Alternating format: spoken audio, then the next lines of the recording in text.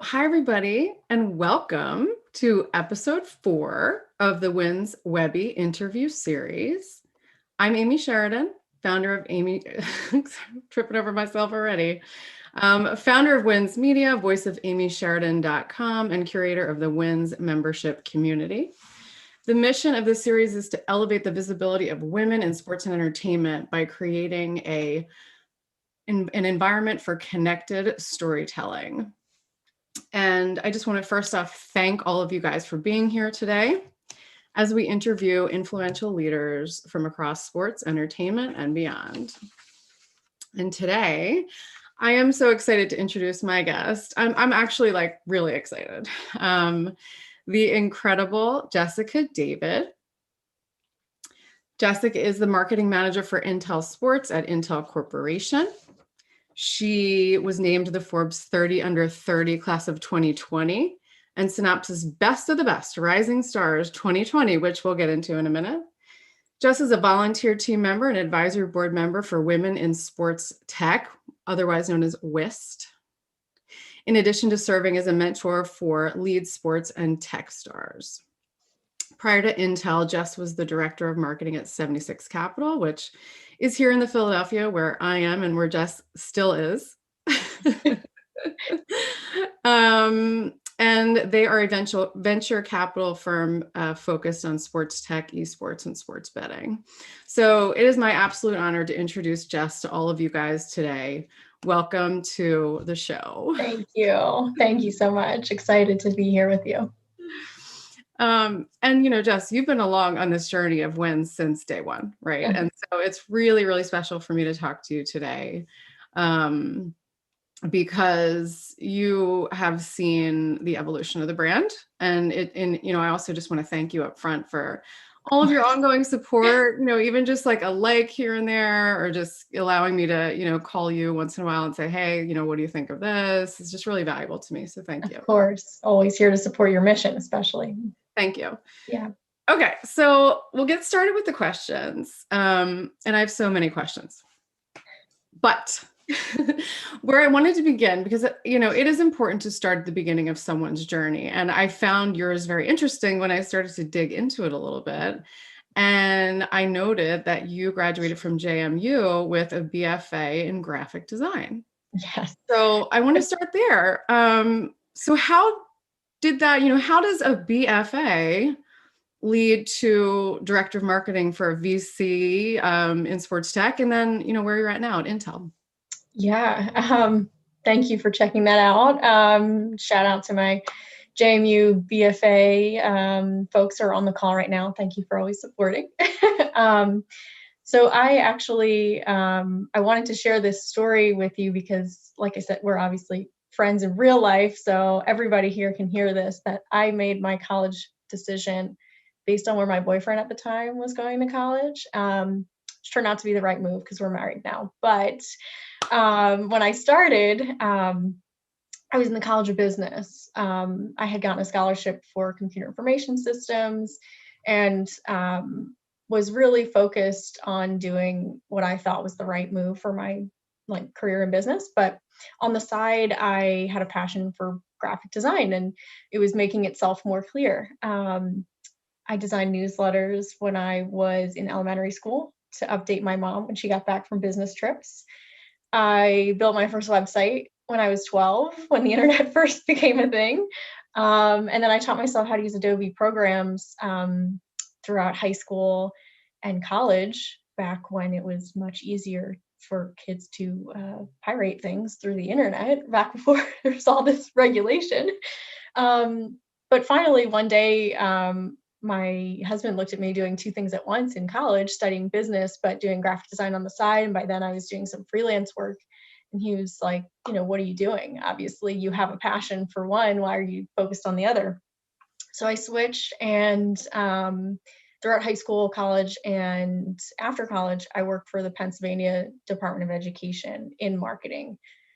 Really what started as an internship as like a catch-all turned into me learning how to do everything in marketing the right way. And I credit my 6 years there to being able to take the next step in my career within marketing at an agency. when I went to this agency that was in the Philadelphia area for marketing and graphic design, we ended up building a business within the agency for branding. My focus was always on, as you can tell, I can't sit still. I love to build things. So having the opportunity there to create a new business for design and marketing and acquire clients, I met one client named 76 Capital to work on a project to bring Microsoft into Center City, Philly, and open an innovation center free for all, to help the community get a better foothold when they didn't have access to a lot of these resources. A few years after 76 was my client, they posted a job posting for the director of marketing. And that would have been the first progression in my career that kind of threw art and design out the window, theoretically, and went towards marketing. So I didn't think I had it in me. I made a million reasons, as you know, why you shouldn't go for something that you're excited about. My family and friends, a lot of whom are listening in, rallied behind me and told me to go for it. So I reached out to Chad, who I had worked with when I was at the agency, and said, I'm really interested. What can I do? And I started applying. I went through the process. I saw that Wayne was speaking at an event at my old high school here in outside of Philly. And I went and just did the job as if I had it and sent them a full breakdown the next day of here's what the day would have looked like if I was on your marketing team, from social media to PR, video, graphic design, all that good stuff. So I ended up getting the job, which was great. 4 years later, we had built so much and pivoted so much, as you know, we can get into. And I met Sandra Lopez along the way, who is the VP and GM of Intel Sports. About a year ago, she posted on LinkedIn that there was a job posting for her team in marketing. Again, what would have felt like, oh, I'm abandoning my art and design roots, but this is something that really excites me. So I reached out to her, and I thought she'd, have no idea who I was or remember me, but she did. I flew out to California in the beginning of 2020 to interview the weekend before everything shut down. Mm-hmm. And it's been a year since. So happy to get into that a little bit further on, but it's definitely a non-linear path. And I love touching on some of those points in my career because nothing was planned or expected. You kind of just go where your passions take you. Yeah. I mean, I think your story is amazing. Thank you. And of course, part of marketing is branding and design. So it does kind of make sense, the progression of your career. But I love you saying that, in college, your boyfriend, now husband, was like, go with your passion. It's so nice to have someone in your life that was that voice. And that has led you to where you are now. And the other thing, though, about you, and this was evident from the first time we spoke on the phone, which was me doing my sort of hustle outreach. Let me see who I can get on the phone, a little salesperson inside me. And we spoke, and I was like, this girl is smart. Oh, thank You you. know what I mean? And it just right away, and I think that's part of your success, right? And then in all of the conversations that we've had, you're one of those people that kind of knows what I'm going to say before I say it, and you're ready with quick advice or a quick gut check. And I'm like, yes, I'm going to call you again. The next time I need a gut check, I'm going to call you again, because you always have, some insight. And I just want to point that out. And it's also really clear to me that you have that entrepreneurial spirit. You know what I mean? Because there's a lot of people that you talk to who may provide feedback, but you take it the extra step. And I could tell that you're a builder, because you're like, but have you thought of that? So yeah, this is a big part of,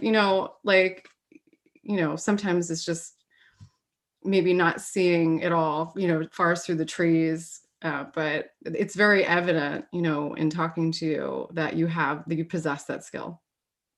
Appreciate that. Thank you. Of course. Okay.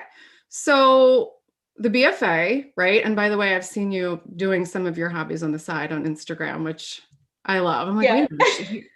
So that's how I kind of connected the dots. I was like, wait, did she make that?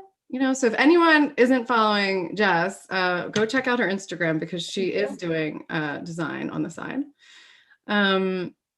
So when we first met in person, you were the mastermind behind the 76 Capital Conference. And I remember how excited I was to be going that day. I was like, I'm going to this conference. There's all of these really amazing people that are going to be speaking. And I'm just so excited to be able to attend. And it's, in Philly, and that's where I'm from.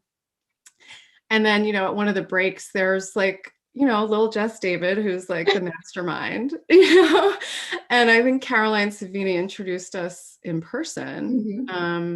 But what I want to talk about is, what went into that event? I mean, I know that you were the marketing channel behind 76, and that kind of blew my mind is, in all of the elements that go into planning an event of that size. When we're talking about someone like David Stern on the stage, can you talk a little bit about your your process and what went into that from a marketing perspective? Of course. And thank you. I remember meeting you for the first time there with Carolyn and Erica, because the three of you ran up and said, I can't believe that you have so many women featured on panels and they're not women in sports panels. And that to me was like the one piece of feedback that made not sleeping, like being so stressed about getting the right balance of thought leadership worth it. So thank you guys for being there. Of course. It was one of the most fun and challenging, larger than life projects that I've ever worked on. It took an immense amount of planning and outreach and strategy to pull it off. So I'm glad you enjoyed it. But I did. Like I said, before, 76 is a really small team, and you touched on that too. So it's primarily myself running QB, and I wrote this before I saw that Crystal's on the line. My former intern, Crystal Fountain, was keeping everything organized. And it was really the two of us with our graphic designer setting up all the collateral from the West Coast. So we had two people on site and one remote to manage this full day event. We really leaned into our industry relationships across the entire team to accomplish one goal, bringing together the most accomplished, engaging, and diverse set of speakers that the sports industry has to offer in an experiential environment that no one has seen before. So what we did was we held the event at Citizens Bank Park. Obviously, with Ryan Howard being a partner at the firm, it was fitting. Had a local Philly brand called Garrickson making custom shoes behind the audience. Yes. And we closed the speaking portion with David Stern, like you said. Sadly, was his last public speaking event, and ended with a happy hour with our pro athlete speakers, where attendees, including a cohort of Temple University students, could ask Ryan and Ralph Sampson just about anything that they wanted. So we wanted it to be more than something that you lean back and listened, but more of a lean in type of experience. Yeah. Well, I Thanks think to Crystal for making that happen with me. Shout out to Crystal. She's on the call. So it was incredible, and I was blown away. And, I did meet Erica at that event. We're still, in touch now. And I think it's time for another event like that. Yeah. I think that sports and entertainment are ready for another amazing conference, which hopefully maybe you and I will see each other at the next one, Jess. I hope so. In person. I'll be there. In person. Awesome. And so soon after that event, if I recall correctly, you were named to Forbes 30 Under 30. And I remember seeing that announcement coming out being like, wow, that's incredible, right? Forbes is a really big deal. Thank you. And, you won another award, which I mentioned in the opening, but what I was curious about, and this kind of gets into personal branding, which again, you've done an amazing job at for yourself. Was this strategic, right? So was this strategic, sort of what was the process by which you achieved that? other than your own personal success and, the work that you had to show for yourself? And then secondly, what did this do for you? Like, as, a woman in sports entertainment, what did this do for your personal brand? Yeah, well, thank you. Thank you for saying all that. I'm going to call you next time I'm feeling like a little unsure about myself. I appreciate it. I would love to think that it was strategic. And you're right, actually, this is the first time I thought about it being like 3 weeks after that event that list came out. And, it was something that I always had on my radar. I'm really goofy, if you can't tell, and I listen to rap music, and they always, check me on the Forbes list, whatever. So, like, you're thinking that in the back of your mind, you're like, what are they talking about? Let me look that up. And so it was something that I had always like had in the back of my mind as a goal, but wasn't necessarily like, it wasn't on my whiteboard as something that I needed to achieve. While I was at 76, thinking about the investment group that we had built, it was the Athlete Venture Group. We brought in former professional athletes and offered them an investment opportunity to have a stake in startups that they were also part of marketing, which we've now seen, folks like Serena and others take to the nth degree. But several years ago, this was a fairly new concept. So while I was helping to build that and supporting athletes with marketing and PR and investment strategy and all of these things, it turned into something that I realized was marketable as never done before. So from there, I reached out to a few of my contacts at Forbes just to get a better understanding of what really went into it. Tried to get a clarity around the categories, because there's so many different things now that you could say, oh yeah, well, I'll put myself in that box or I'll put myself in that box. Sometimes it's unclear. So, I didn't have all the answers. I had to reach out and make sure I got what I needed before I put the application in and could really put my best foot forward. And it's been an awesome experience to have that distinction, but I try not to think about it, if I can be honest. It's been great to have a fellow community. Like, I treat it more as I'm excited to have that distinction because it got me, let's say, in the door at a major, Fortune 50 company that I don't know, maybe they wouldn't have answered my call without that. I haven't asked. I should. And the community of winners is really like what I'm leaning into now. So like having this community that you can ask questions to and feel like you're in a safe space. We have events in person, so I like meeting them there. And now obviously everything's moved to online, but my husband has a really cool plaque behind his head for video calls because it's in his office, not mine. So cute. Yeah, he's, I think, more excited about it at this point. And but yeah, I'm really actively helping some of my mentees who are on this call, like Genevieve and Megan, understand that it's not always within your control, but to keep building on what you're passionate about and the blocks will fall into place. So, we work on stuff like that all the time to say, if this is a goal of yours, let's work backwards to say loose structure. What would you want to have accomplished to put your best foot forward? But it's very tough to plan out something like that, if I'm being honest. No, totally. I mean, of course, you can't plan for it, but you were in the right place at the right time. Yes. You were putting on these marquee events with these marquee people. And the other thing I want to mention is when you're a marketer, and a lot of people forget about this, part of your job is to do a good job marketing you, right? That's a great point. You know what I mean? And it's like, this comes up a lot for me. When I talk to clients or potential clients, they're like, we do this really great job of marketing our clients, but don't do such a good job marketing ourselves. It's a common problem, right? But it's a problem, not a problem. It's something that also impacts individuals, which I think is kind of one of the tent poles of wins, right? It's like, if you want to be seen and heard, then you're going to have to go out there and say something.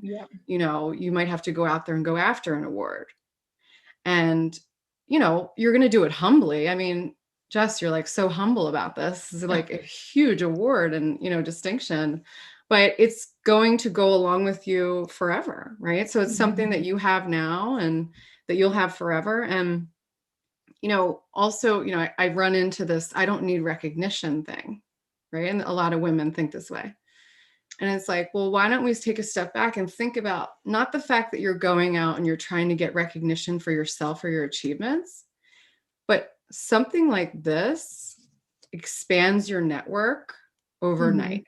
It's a Yep. strategic. The reason I asked if it was strategic is because there is a strategy behind getting into the Forbes network. You're talking about you guys have calls and you have a community and you just Yeah. expanded your community.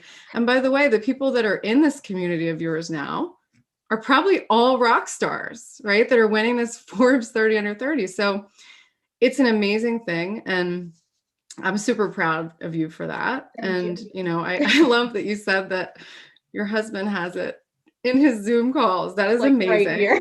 And I would like to Yeah. see a photo of that later. Yeah. But well, you touched on one thing around marketing yourself that I think from what we've talked about with your vision with WINS, it's about supporting women to have third party recognition. As you know, like we have a tough time saying, I'm good at this and you should believe me because of X, Y, and Z. But it's much easier to say, this third party that you trust believes in me or can vouch for my skill set. So whether that's like PR that you're doing or awards, speaking engagements, all of these things, really, it's just another checkbox of a third party that said, yes, she's legit. You don't have to just believe her for believing her. So I feel like it's, you kind of teeter back and forth between, not you, like us as women, whether or not you want to be in that spotlight or feel like you're deserving to be in that spotlight. But the catch-22 is that until you're there and doing it, you're not going to believe you can. So I struggle with that all the time. Like even here where people ask me to talk publicly, I'm like, well, am I qualified to give that kind of advice? Am I qualified to be an expert? But if you don't put yourself in that position, the answer is definitely no. Right.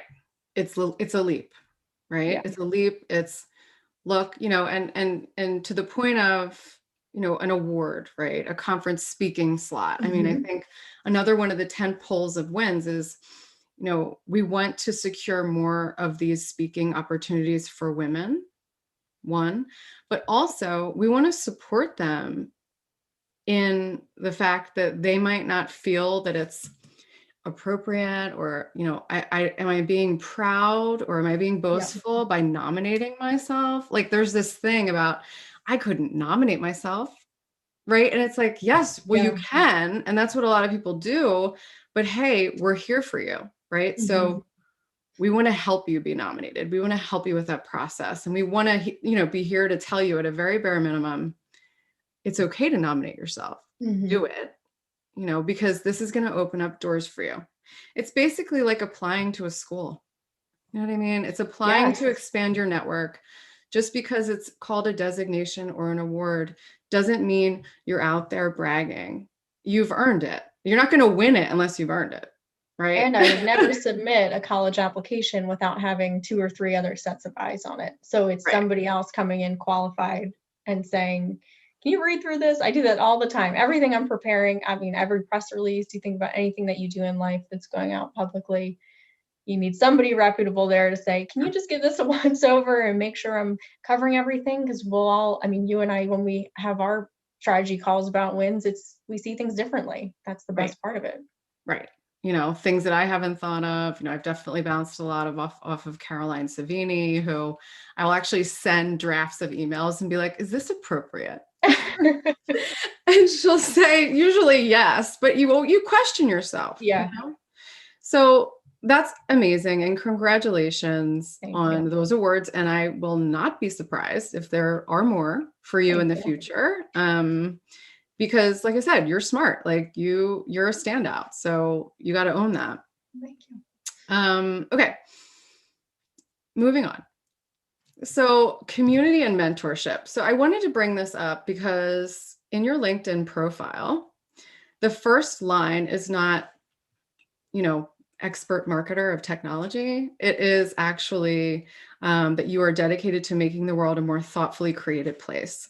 So that really kind of struck me. And I wanted to hear from you what exactly you mean by that.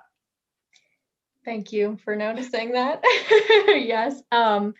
that is a line that I wrote when I was establishing my portfolio in college, over 10 years ago now.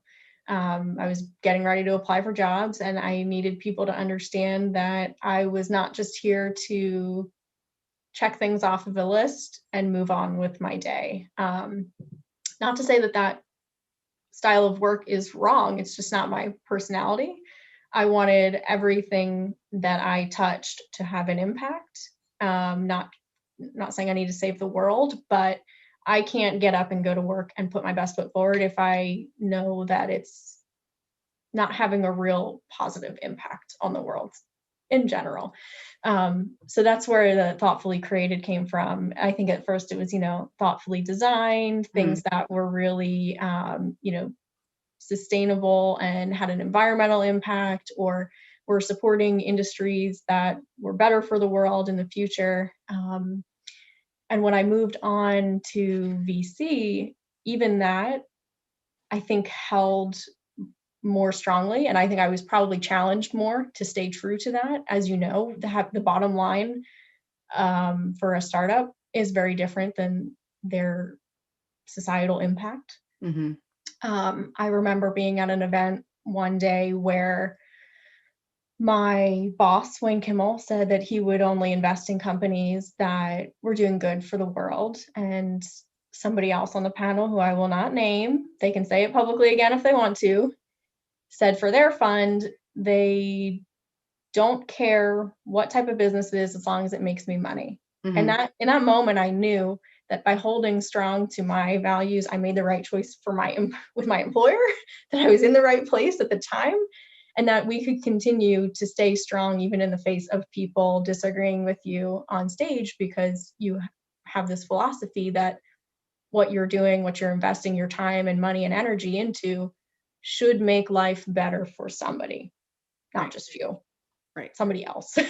Right. So even moving over to Intel has the most amazing corporate culture, employee support, like I can't even begin to give them praise for how much they provide for their employees and for the community. You can check their sustainability impact and their RISE goals that just came out and all that good stuff. But being able to be a part of a team that wants to make the experience better for all sports fans combines that passion for sports that I have and love, passion for technology that is resurfacing from my initial college major of computer information systems.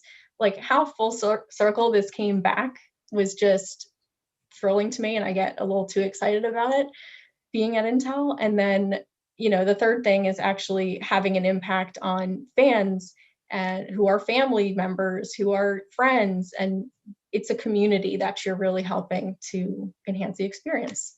So Absolutely. I'll stop because I'm getting too thrilled about this. No, and you know what is amazing? It is so authentic, and what you're saying, it just feels so natural to you that I think you're definitely in the right place. And I also want to point out, like, not to kind of be too cute, but this is all by design.